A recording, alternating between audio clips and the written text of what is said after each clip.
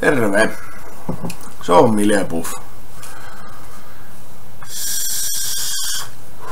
Foorumilta löytyy samalla nimimerkillä. Siellä ei tule kauheasti kirjoiteltua, koska suomalainen mieshän kirjoittaa vaan kuoli-ilmoituksensa ja velkakirjoja. No, kumminkin otsikko jo kertoo, että puheenaiheena on tämä täällä. Alkuperäisen ensimmäisen IPv4 latauspiiri. Ja kun se latauspiiri on tässä akkukelkan yläpuolella. Ja huhujen mukaan siinä ei sitten eristystä ole nimeksikään. Niin kun sä sen kerran kaksi tiputat ja se sopivasti kolahtaa, niin se latauspiiri ottaa kiinni noihin akkunapoihin. Ei kovin hyvä. Saattaa aiheuttaa sen, että akkujen tasapaino heittää aika reippaasti tässä laitteessa sen jälkeen. On kuullut, että on ollut toinen melkein täysi ja toinen melkein tyhjä. Eli siinä saattaa sitten olla akut hengettömiä ja luoja ties mitä.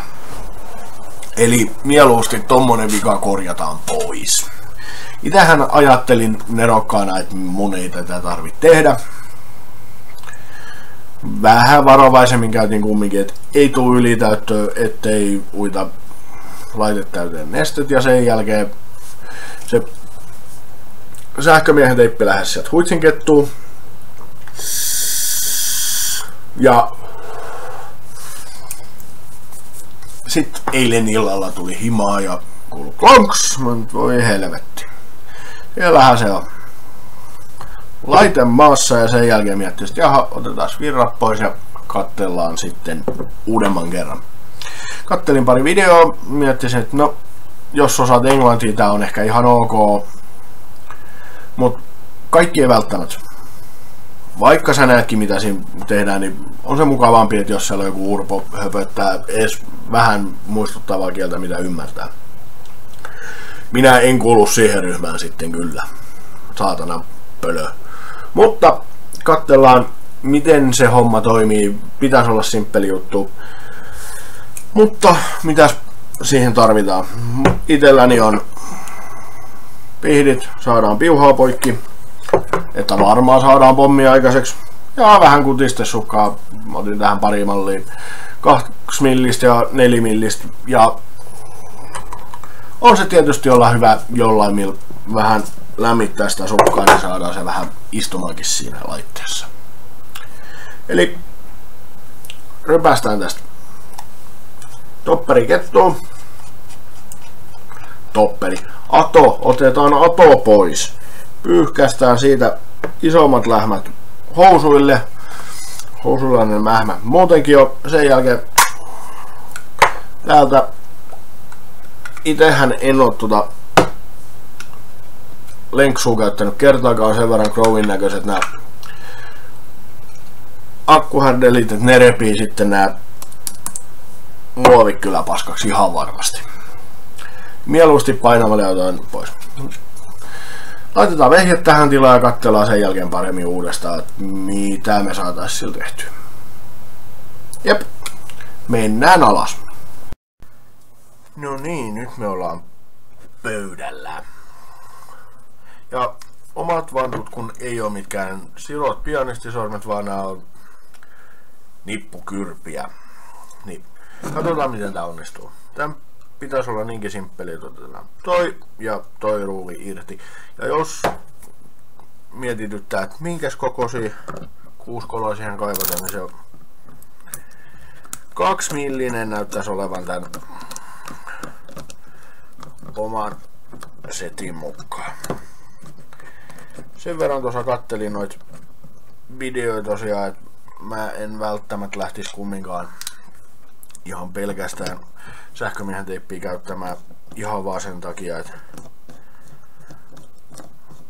jos sinne sitä nestettä pääsee, niin se ei sen takia ainakaan lähde menemään sieltä. Tosin tässä on pari muutakin fiksiä, mitä mä saatan käydä läpi, jos videot mitä mä oon nähnyt pitää paikkansa. Mutta siihenhän ei luoteta ennen kuin on avattu tää laite. Tän pitäisi nousta tästä ihan ilman yhtään mitään. Ja näinhän se tekee.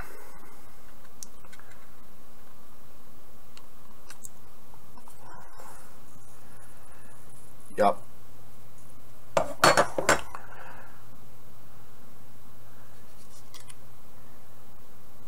no just. Täällä ei kyllä sit oo niinku ei minkäännäköistä eristystä.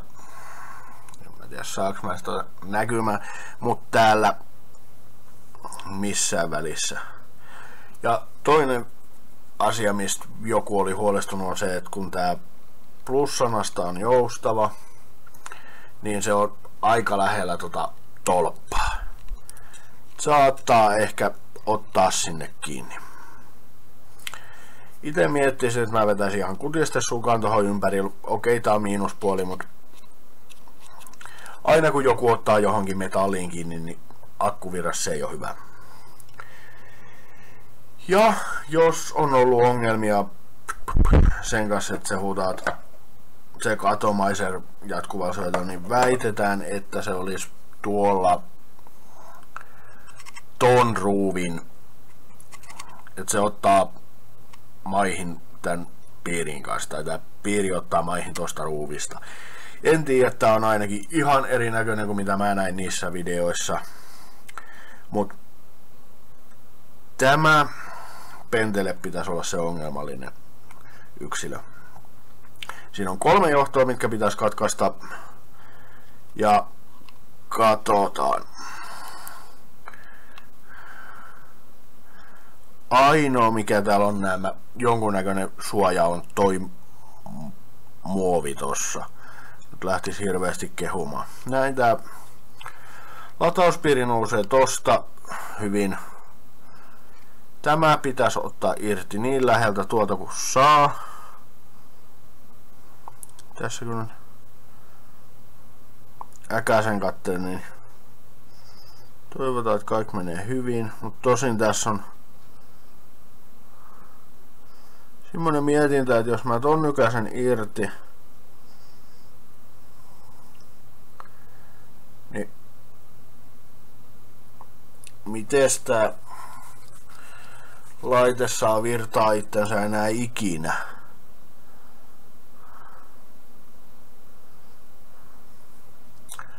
No, katsotaan, saadaanko me tää vehje täysin paskaksi. Sehän selviää vaan kokeilemalla, ja senhän takia mä alunperinkin tämän homman tein näin, että nähdään pystyykö tämmönen Urpo sen tekemään. Eli tää pitäisi katkaista ihan tuolta juuresta. Mä en tee sitä nyt niin. Mä nappasen tän johdon poikki tosta kohtaa suurin piirtein, että siihen jää jonkun verran. Noin. Eli nyt kun mä rykäsen nämä piuhat poikki, eli täällä oli musta, mikä tulee tästä päältä, menee tonne plussapuoli ylöspäin olevan plussapostiin, ja sitten täältä pohjasta tulee musta ja punainen piuha. Nää tarttis kans katkaista. Ne mä nykäisen kans kohtuu läheltä tuota piiriä. Näin. Näin, ja nyt meillä on tää latauspiiri tässä, ja sen voi heittää vaikka huitsin kettulaa. Tai jos mä haluan, niin mä vielä saan sen kiinnikin takaisin tuohon. Mutta ainoa ongelma, mitä mä miettisin, on se, että kun mä katkaisin tän piuhan, saako se enää minkäännäköistä kontaktia mihinkään. Nythän tehdään se elämää typerämpi ratkaisu ja lyödään akut paikalleen.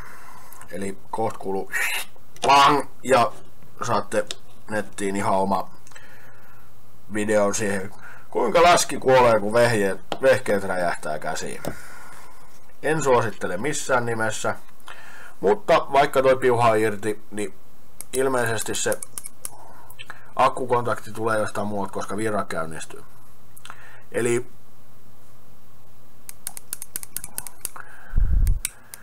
mun huoleni oli aivan turha. Noin. Laitetaan värkki kiinni ja otetaan akut kettuun, ettei oikeasti käy mitään.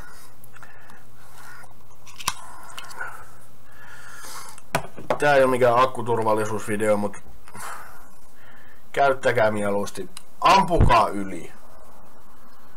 Mikä ei niin perseestä kun kuulla se, että jonkun akku on jysähtänyt. No nyt kun mä tiedän, että tällä piuhalla ei ole mitään merkitystä, mä nappasen sen tuolta ihan juurestaan poikki. Noin. Näin. Se kettuu ja se oli tuolla. Ja nyt tohon jää aika paljon tyhjääkin tilaa. Ja jees. Eli sen jälkeen vedän näitten päälle punaisen ja mustan päälle kutistesukat ja sen jälkeen paksumman kutistesukan ja vedän ne vielä yhteen, niin silloin mä saan kiepastua ne tähän päälle. Näin meinasin tän homman tehdä. Mulla tossa oli, tääkin saattaa olla vielä. Tässä on tietysti tää miinuspuoli, että jos sulla on kutistesukka, mikä oikeasti on tarkoitettu johonkin hyötykäyttöön, niin saattaa olla vähän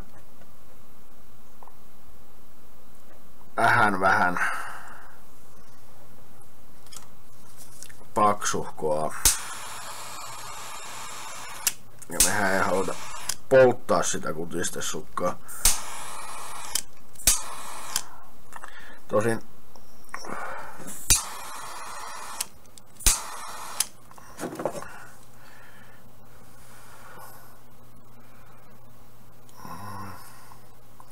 kiepasen sen ton näköiseksi hötöksi siihen päälle, niin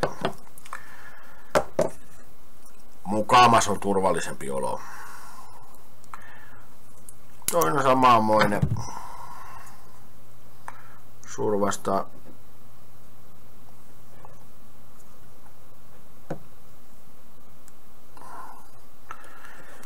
se on toisen piuhan päälle.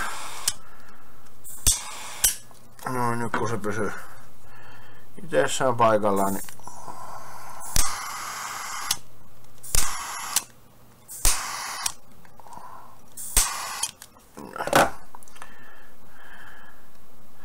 ja tosiaan mä teen tämän videon ihan sen takia, että mulla ei ole minkäännäköistä koulutusta näihin hommiin.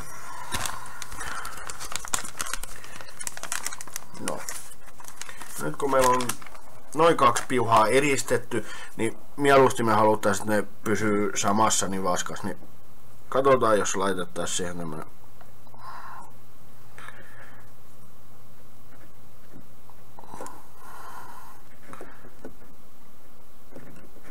pieni pätkä isompaa kutistesukkaa, niin saadaan vaan ne pysymään kimpassa. Ja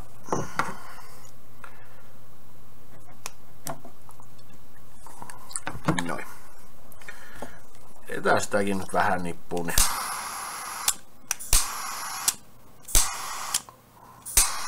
joku voisi luulla, että tätä on oikeasti tehnyt joku, mikä vähän ajattelee asiaa.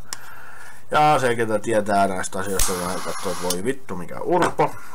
Ihan sama, kunhan se toimii. Ja näin. Nyt kun noi on tuolla, niin kiepasen ne ihan tuosta pienen ruuvimeisseli, niin saan sen työnnettyä tonne väliin ja pysymään siellä. Näin. Tilaa tuli kohtuu paljon tonne ylös. Ja tosiaan kun tästä oli puhe, niin jos multa sattuu löytymään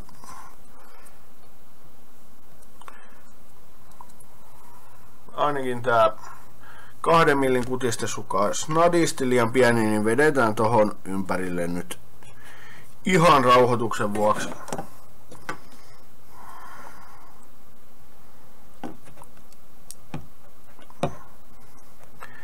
Pätkä 4 millin kutistesukkaa.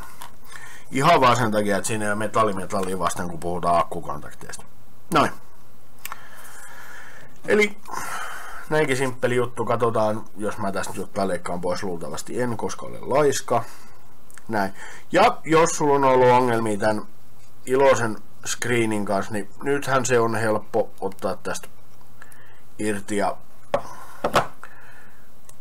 rapsuttaa tosta toi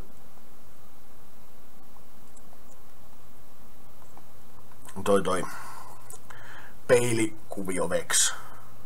Näin. Mutta lyödään tää nyt kasaan ja katsellaan sen jälkeen yläkuvissa, toimiiko se vielä. Moro! Sitten tultiin takaisin.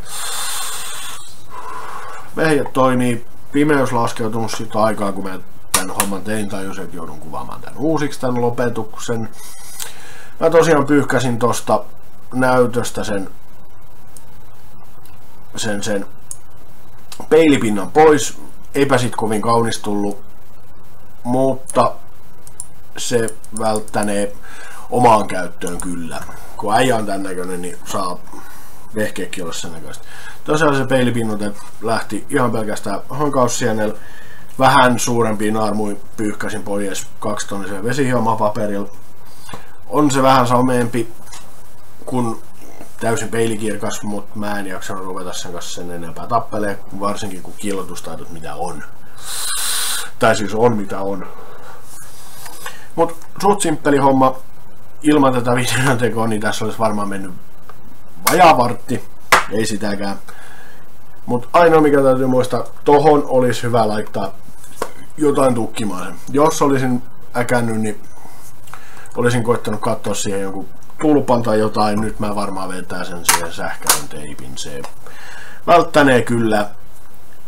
Ja eiköhän tää ollut tässä. Toivottavasti tästä on teille jollekin jotain hyötyä. Jos ei ole, niin toivottavasti saitte edes vähän viihdet. Viihdearvo on kyllä aika nollis, mutta ei se mitään. Pysykää höyryys ja toivottavasti teillä on mukavat joulut, ei muuta kuin jouluodottelu ja se on morjes.